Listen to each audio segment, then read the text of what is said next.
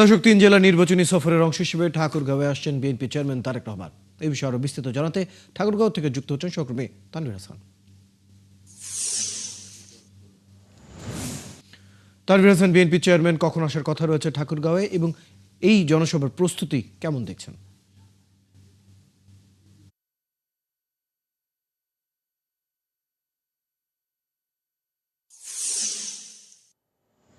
ধন্যবাদ।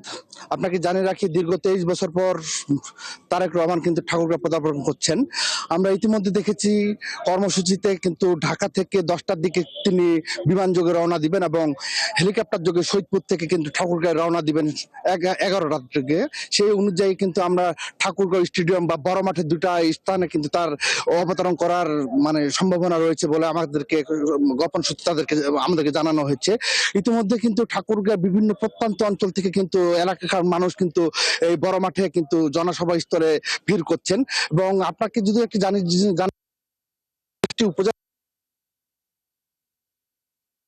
দীর্ঘদিন ধরে কিন্তু তারেক রহমানকে কিন্তু দেখে নাই, সেই দেখার আকাঙ্ক্ষাকে নিয়ে কিন্তু তারা ইতিমধ্যে কিন্তু তারা বড় মাঠে আসে ভিড় করছে এবং ঠাকুরগাঁও মানুষের যে চাওয়া পাওয়া এবং বিভিন্ন বিষয়গুলো কিন্তু ইতিমধ্যে তারা তুলে ধরছেন এবং তারা চোখের সামনে থেকে তারেক এবং সেই তারেক রহমানের যে প্রত্যাশা রয়েছে সেই প্রত্যাশাগুলোকে যেমন পূরণ করতে পারেন সেই নিয়ে তারা কিন্তু খুব উৎসাহ উদ্দীপনার মধ্যে রয়েছেন।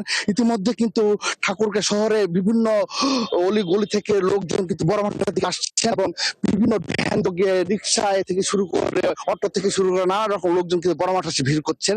এরটুক থেকে তারেক রহমান ঠাকুরগাঁও নতুন কিছু দিবেন এবং তারেক রহমান আগামীতে প্রধানমন্ত্রী হবেন এইটুকু বলে মনে করছেন এই ঠাকুরগাঁও জেলাবাসী এবং পঞ্চগড় এবং দিনাজপুরের লোকজন কিন্তু আসা শুরু করছেন। এই খবর এইটুক পর্যন্ত কিন্তু আমরা জানতে পেরেছি।